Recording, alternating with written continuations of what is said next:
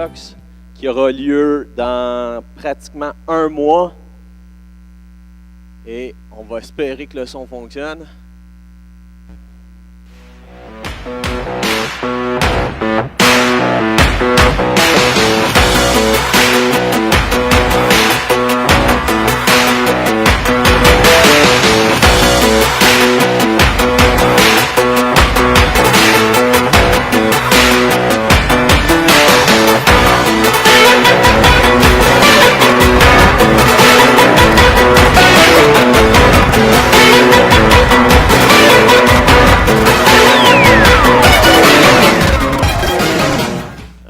Ça fonctionne.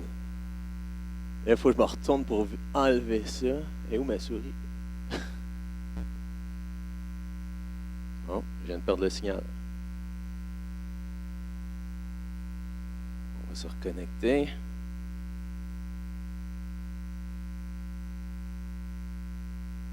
Hey, merci Jésus.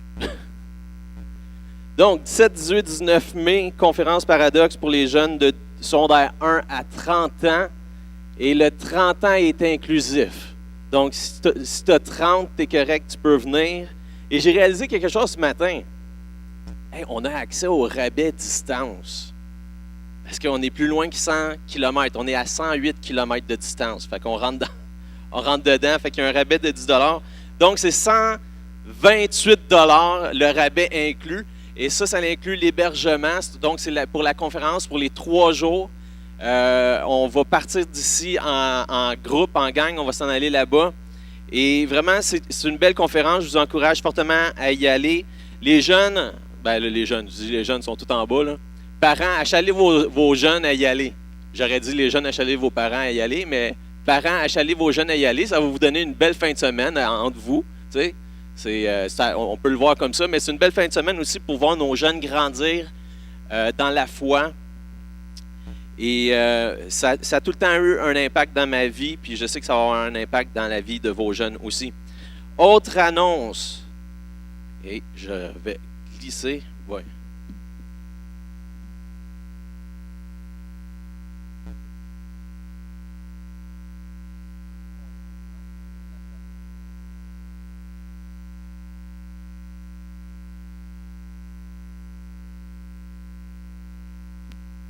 Combien d'entre vous, vous êtes allés sur notre site Internet?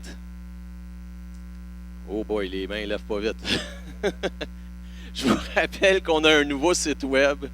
Et pour ceux qui nous regardent à distance, à partir de la semaine prochaine, nous ne serons plus sur Facebook. Nous allons maintenant être à même le site Internet de l'Église. Et pour accéder aux vidéos, vous avez tout simplement à aller dans la barre menu.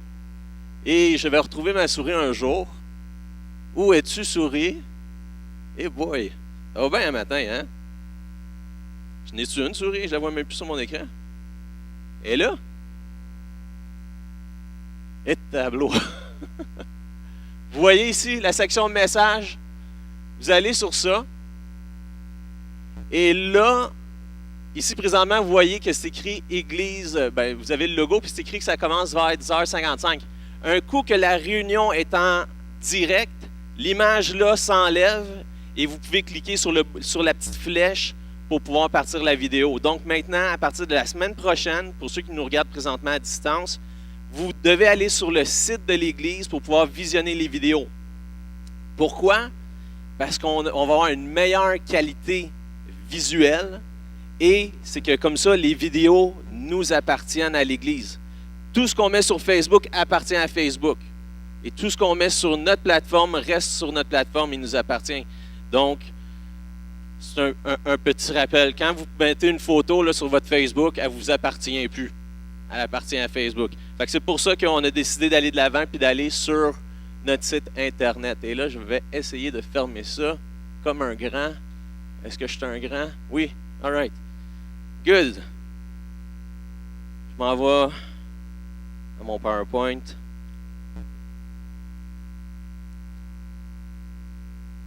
On va y arriver. Yes. Yes, all right.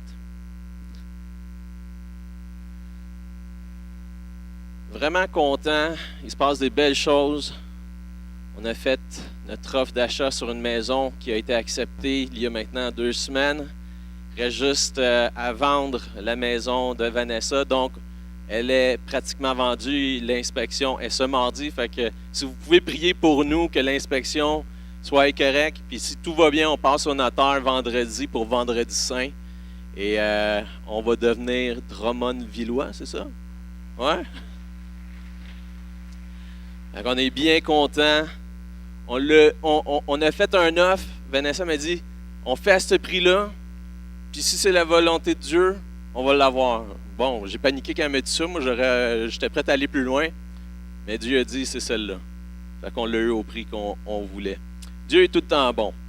Ce matin, on continue dans les valeurs du royaume. On a vu, dans les dernières semaines, on a parlé sur la liberté. On en a parlé plusieurs fois, puisque la liberté, c'est quelque chose de très important, qu'on soit conscient de notre liberté en Christ.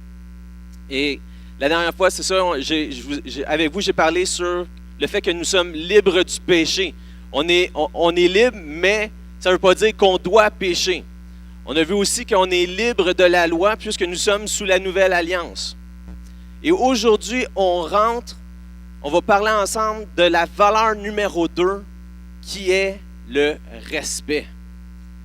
Il y a de cela bien des années, on dirait que ça fait vraiment, vraiment longtemps, mais il y a bien des années, on était dans une culture qui était plus respectueuse. Les hommes ouvraient la porte aux dames.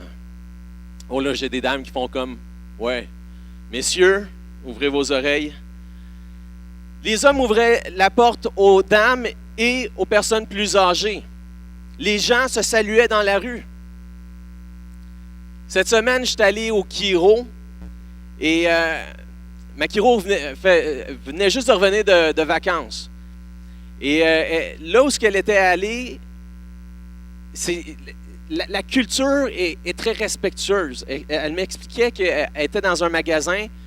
Et à toutes les fois que quelqu'un entrait dans le magasin, on s'entend que ça devait être une boutique, là, ça ne devait pas être un Walmart, là, mais à toutes les fois que quelqu'un rentrait dans la boutique, il entrait et il saluait tout le monde. Bonjour tout le monde. Moi, j'ai jamais vu ça ici, tu sais. Et même à un point tel qu'elle était en train de manger sur le bord de la route. Elle était en train de manger un sandwich et là, il y a un homme qui arrive à la lumière, qui arrive à la lumière et donc attend. Et il la regarde et il lui dit « Hey, bon appétit! »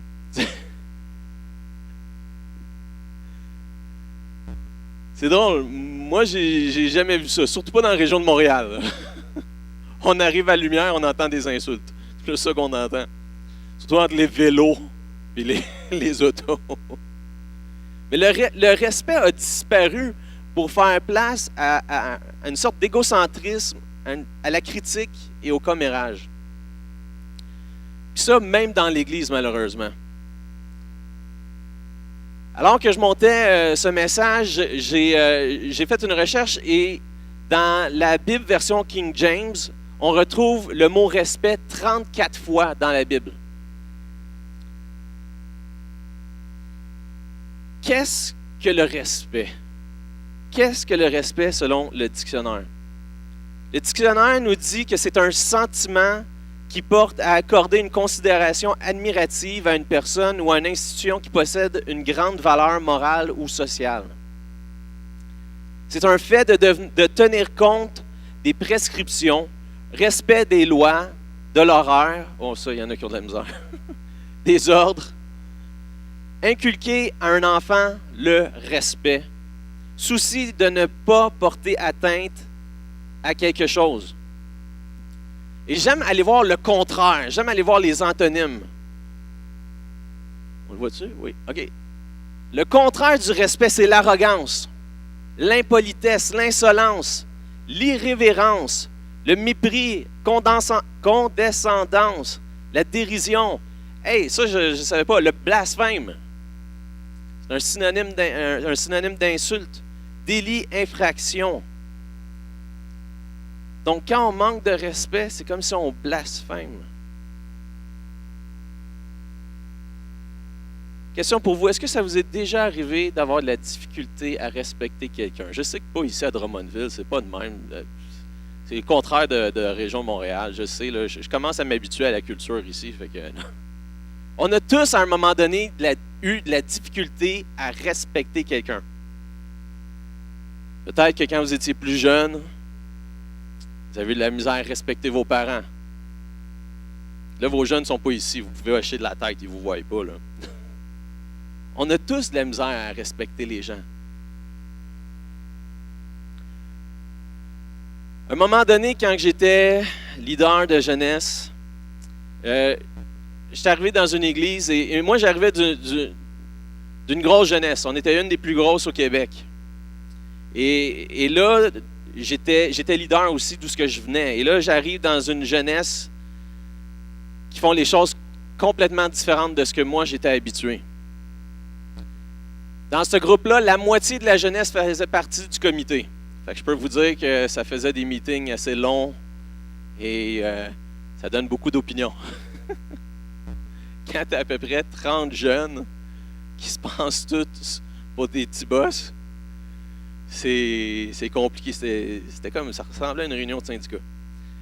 C'était chaotique. Il y avait beaucoup de frustration parce que les leaders ne voyaient pas les choses de la même manière que le pasteur de jeunesse. Puis moi-même, je n'étais pas d'accord avec plusieurs des décisions et comment que le pasteur gérait tout ça. À un point tel que même des jeunes venaient me voir. Des jeunes venaient chialer à moi, ils venaient se plaindre. Et c'était un combat pour moi de ne pas embarquer dans la game. Ça aurait été facile pour moi d'arriver et de dire « Hey, t'as tellement raison, là. Moi aussi, je ne veux pas faire telle affaire. Moi aussi, je pense qu'on devrait faire ça différemment. » Ça aurait été tellement facile. Parce qu'évidemment, moi, je savais comment faire les choses. Hein, on pense tout de même. Moi, je l'ai la bonne manière. Pas toi. Comment agir? Comment réagir? Et donc, moi, en tant que leader, je devais faire attention. Parce que je suis appelé à influencer. Nous sommes appelés à influencer. À influencer de façon positive, pas de façon négative. Et donc, quand les jeunes venaient se plaindre à moi, j'avais à faire attention que moi, je ne dise pas ce que moi, je pensais réellement. Parce qu'en bout de ligne, ce que je pensais réellement ne voulait pas dire que c'était la vérité. Puis il y a une façon de dire les choses, il y a une façon de faire les choses. Et donc, j'encourageais ces jeunes, je disais, regarde, notre pasteur fait du mieux qu'il peut. Tu peux ne pas être en accord, mais quand on prend une décision, on se respecte, puis on ne parle pas dans le dos. On ne critique pas. La critique, ça ne construit pas. Il y a une bonne histoire dans la Bible qui parle justement du respect. On va voir ensemble l'histoire de David et Saül. Je vous invite à ouvrir vos Bibles dans 1 Samuel 24. On va lire versets 4 à 10. Et pendant que vous tournez dans vos Bibles ou que vous allumez vos téléphones, je vais vous donner le contexte de cette histoire. Ça n'a jamais été le plan de Dieu qu'Israël ait un roi. Mais il leur a permis d'avoir un roi après qu'il s'en ait plaint. Ici, on parle que c'est le peuple qui se plaignait, qui voulait absolument avoir un roi. Et donc, le roi Saül a été choisi par Dieu pour diriger le peuple. Mais les choses n'ont pas super bien été. Éventuellement, Dieu a appointé un remplaçant, le remplaçant de Saül, un jeune berger appelé David. Ça a pris plusieurs années avant que David ne devienne le roi.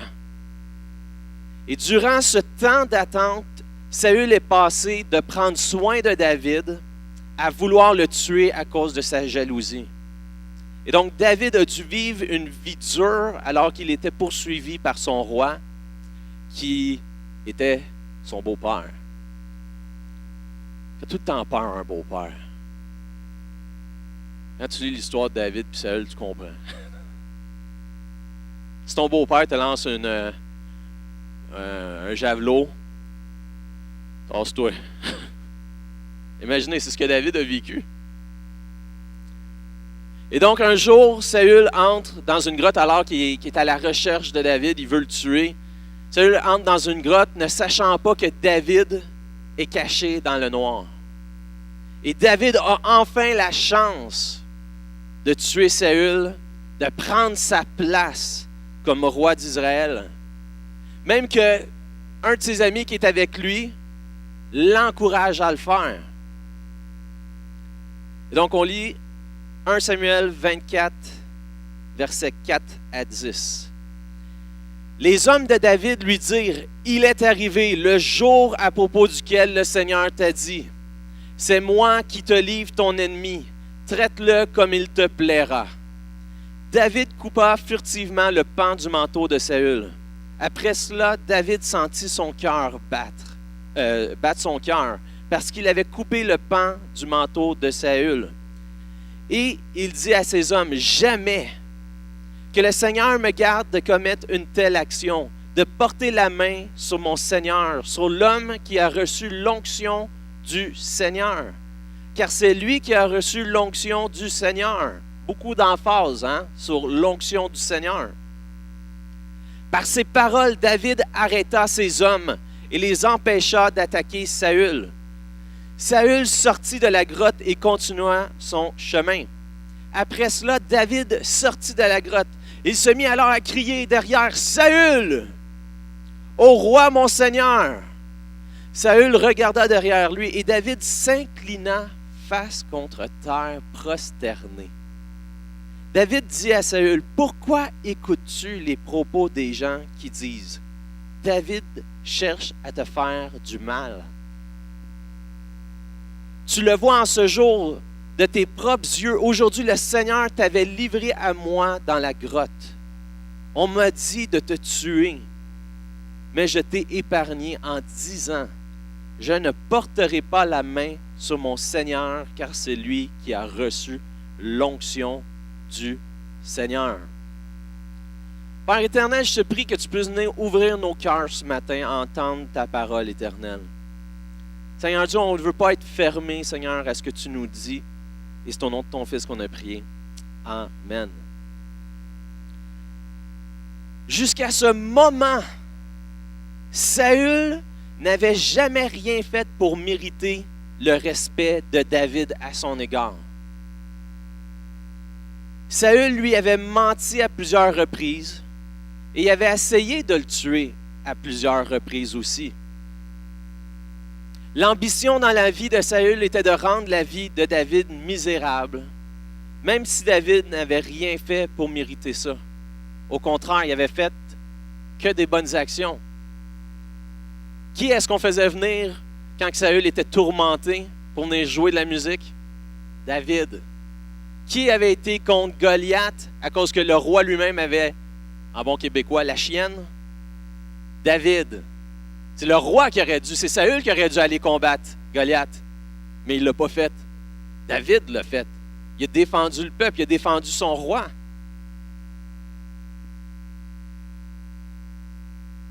David ne méritait rien de cela. Mais regardez comment que David répond à Saül. Au verset 8. Premièrement, il se prosterne devant lui. Il lui démontre ainsi le respect qu'un roi mérite. Même si ce n'était pas un bon roi, il lui a démontré du respect. Après cela, David sortit de la grotte et se mit alors à crier derrière Saül, « Ô roi, mon Seigneur! » Saül regarda derrière lui et David s'inclina face contre terre prosterné. Ça prend vraiment tout un cœur. Il faut être vraiment connecté à Dieu pour pouvoir faire une affaire de même. Imaginez-vous, là, il se mettait dans une position vraiment vulnérable devant le roi qui voulait le tuer. Ça aurait été facile pour le roi de juste virer de bord. On ne sait pas, il est à quelle distance. Mais peu importe, on le sait qu'il avait toute son armée avec lui. David avait des hommes avec lui aussi. Mais le roi, là, il aurait pu se virer de bord puis l'achever là. Mais David, il prend la chance quand même de se prosterner devant lui pour lui montrer respect. Deuxièmement, il explique qu'il ne va jamais toucher le roi, il ne va jamais le tuer parce qu'il a reçu l'onction du Seigneur. Verset 10, « Tu le vois en ce jour de tes propres yeux. Aujourd'hui, le Seigneur t'avait livré à moi dans la grotte. On me dit de te tuer, mais je t'ai épargné. En disant, je ne porterai pas la main sur mon Seigneur, car c'est lui qui a reçu l'onction. » Aussi difficile que ça a dû être pour David, David a réalisé qu'en respectant Saül comme roi, il était en train de donner du respect à Dieu. Pourquoi? Parce que Saül avait été choisi comme roi par Dieu. C'est Dieu qui l'avait appointé. C'est Dieu qui l'avait mis là. Parce que le peuple demandait d'avoir un roi. Donc Dieu a mis Saül en place. David a réalisé que c'était le choix de Dieu et quand et comment Saül allait être enlevé de sa position, c'était à Dieu que ça revenait ça. C'était en son temps, dans le temps de Dieu. Il y a des moments dans nos vies où même des gens en autorité au-dessus de nous vont faire des erreurs. Est-ce que ça veut dire qu'on a besoin de les respecter? Oui, on doit les respecter. On doit respecter toute personne. Ce n'est pas à cause que la personne a un statut qu'on pourrait dire plus élevé que le nôtre qu'on peut... oh boy, là je viens de me perdre dans ma pensée. C'est pas à cause que quelqu'un a un statut plus bas que le nôtre qu'on peut lui manquer de respect. On doit respecter chaque personne. Chaque personne mérite notre respect parce qu'ils sont tous fils et filles du roi, des rois. Peu importe leur background, peu importe comment ils nous traitent, on se doit de les respecter. Qu'est-ce que Jésus nous dit quand quelqu'un nous fait mal? Tends l'autre joue. Ça ne veut pas dire que reste là pour en manger un autre après, là. Il ne nous dit pas œil pour œil. Non. Jésus nous amène à aller tellement plus loin que ce qu'on aimerait faire nous-mêmes. On veut tous se faire justice. Hein? On est de même.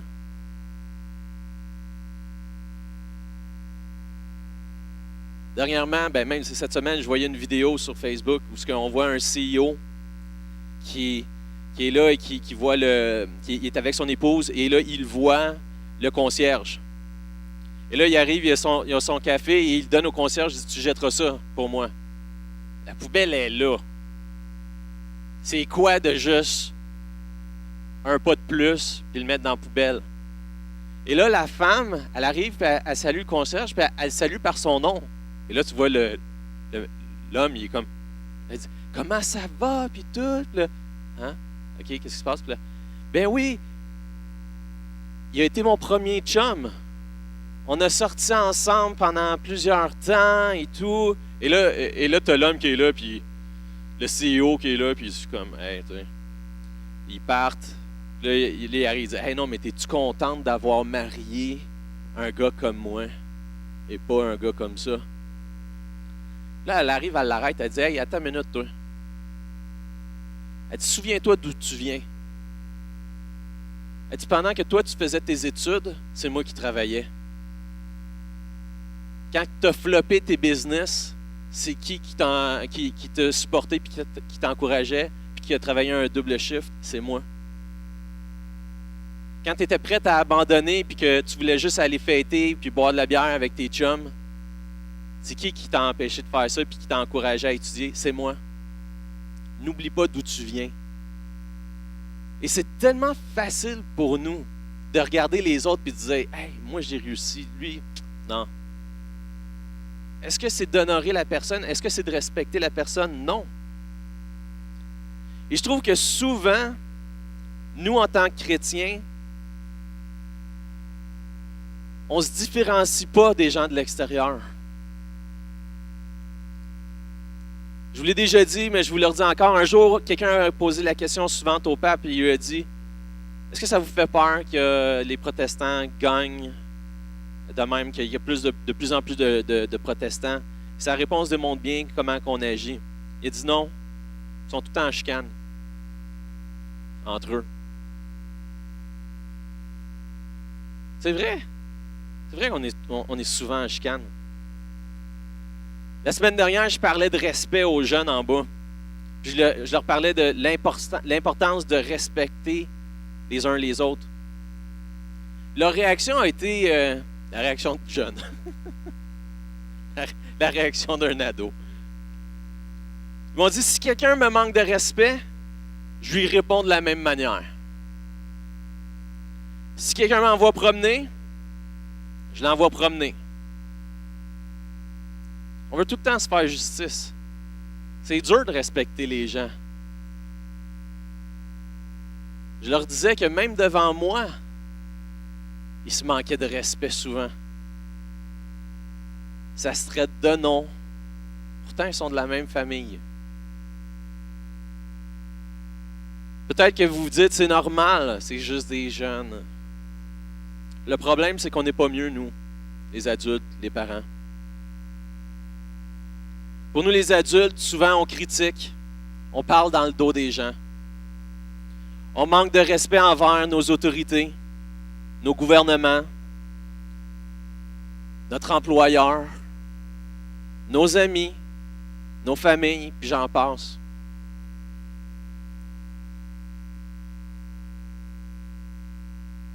Mais est-ce bien ce qu'on est appelé à faire?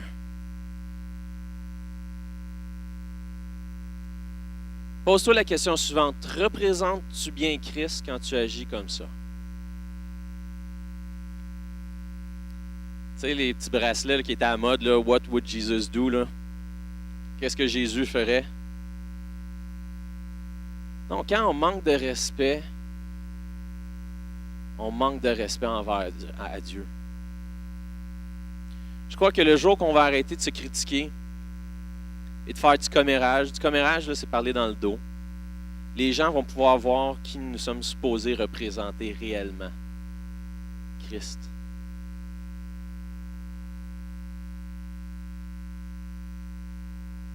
C'est comme pour les différentes dénominations dans le christianisme. C'est pas à cause qu'on ne voit pas les choses de la même manière qu'on doit se manquer de respect. Et j'aime bien notre Église. Parce qu'on se respecte dans nos différentes façons de penser. On a des gens qui sont plus d'arrière-plan baptistes. On a des gens qui sont plus pentecôtistes. J'ai aimé, il y a quelques temps, quelqu'un de l'Église nous a donné son témoignage à moi et Pasteur Claude. La personne venait d'un arrière-plan baptiste et il nous expliquait comment il avait eu de la difficulté avec le parler en langue. Il nous contait qu'à un moment donné, il est allé dans une conférence. Et là, alors qu'il était dans la conférence, il y avait l'invité qui était en avant, qui était avec le pasteur. Et là, tout d'un coup, à l'autre bout de la salle, c'est une église de comme 3000 personnes, où ce qu'il était à la conférence. Il commence à avoir du monde qui commence à pleurer, mais pleurer intense. Là. Et là, il dit, mais qu'est-ce qui se passe? Là, il sent qu'il se passe quelque chose. Et là, de plus en plus, le monde alentour, tout le monde commence à pleurer là, de façon, tu sais, intense. Et là, tu as les pasteurs sur l'estrade qui font un pas en arrière, qui se reculent, qui commencent à prier, s'éloignent du micro, commencent à prier en langue. Et là, la personne est là, puis elle dit, mais hey, c'est quoi qui se passe? C'est quoi cette affaire-là? Et là, il commence à sentir le Saint-Esprit. Il n'avait jamais senti le Saint-Esprit comme ça. Cette personne n'a pas été baptisée du Saint-Esprit à ce moment-là. Mais depuis ce jour, j'ai aimé ce qu'il m'a dit. Moi, je ne l'ai pas expérimenté de la même manière. Je ne suis pas baptisé pour prier en langue. Mais je respecte maintenant le fait pourquoi il y en a qui prient en langue. Parce que j'ai vu le Saint-Esprit agir. On n'est pas tous rendus à la même endroit spirituellement. On n'est pas tous à la même place. Puis savez-vous quoi? C'est correct. C'est correct. C'est la diversité. Mais on est appelé à se respecter. On n'est pas meilleur qu'un autre. Notre Église n'est pas meilleure qu'une autre Église. Les autres Églises ne sont pas meilleures que nous. Il y a un corps de Christ. Il n'y en a pas des milliers, il n'y en a pas deux, il y en a un corps. Je ne suis pas en train de dire qu'on doit se tenir tous par la main en train de chanter Kumbaya. Non, on peut se respecter. On peut voir les choses de façon différente. Mais on est appelé à s'honorer. On est appelé à se respecter. En démontrant de la retenue et du respect, j'honore Dieu. Et j'exerce ma confiance en lui. C'est bien important. C'est pas pour rien que David était si proche de Dieu. Il comprenait que le respect, ça ne se mérite pas, ça se donne. Vous savez,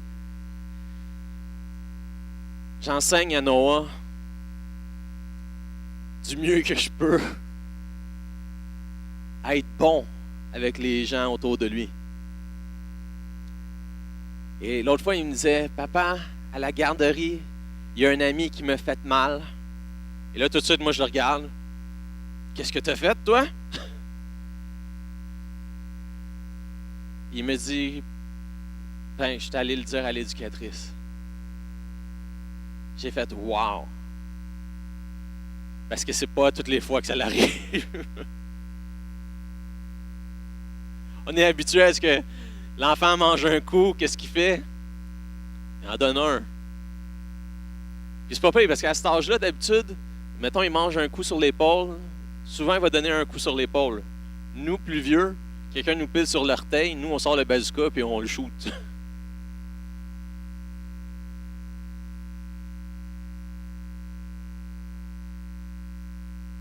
Ça prend beaucoup d'humilité pour suivre Jésus.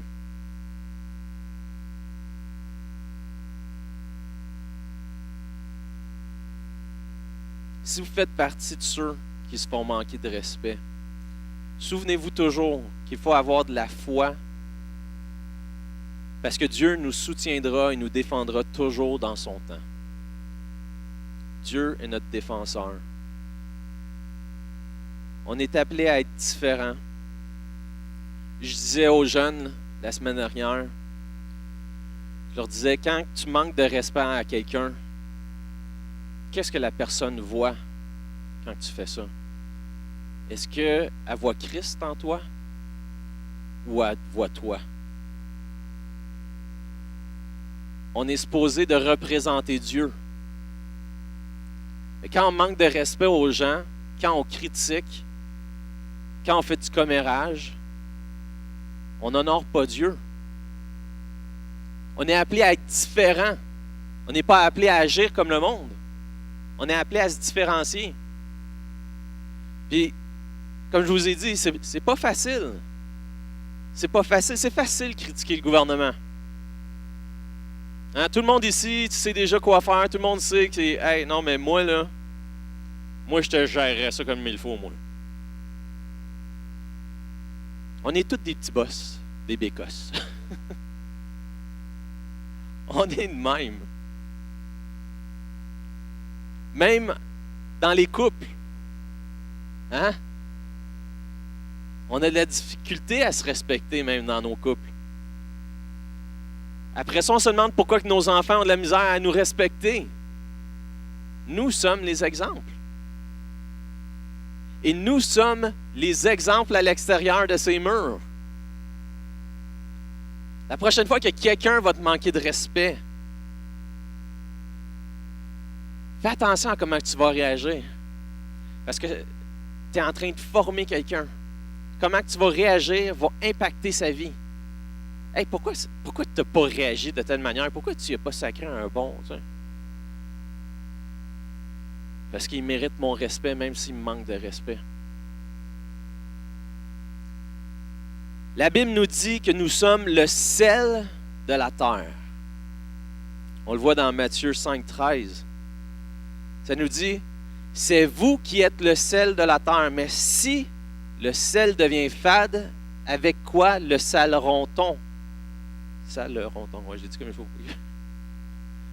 Il n'est plus bon qu'à être jeté dehors et foulé aux pieds par les gens.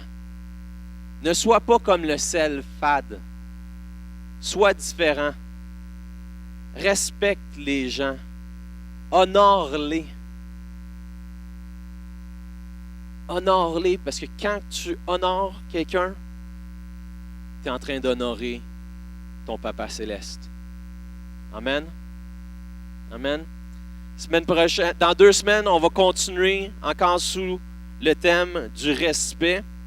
Et on va probablement toucher des saines confrontations. Ça se peut-tu des saines confrontations?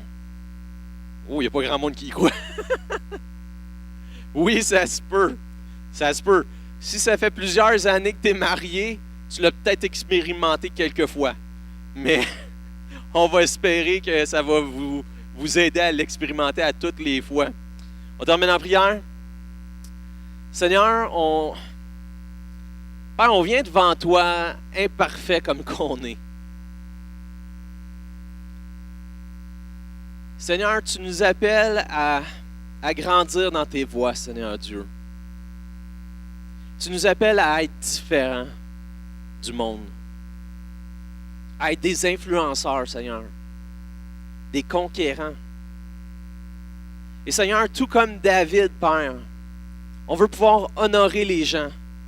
On veut pouvoir respecter les gens. Parce qu'ils ont de la valeur, Seigneur Dieu. Puisqu'ils ont de la valeur à tes yeux, ils doivent avoir de la valeur à nos yeux, Seigneur. Je te prie que tu puisses nous donner tes yeux, Seigneur. Que tu puisses nous aider à fermer notre bouche quand on doit la fermer.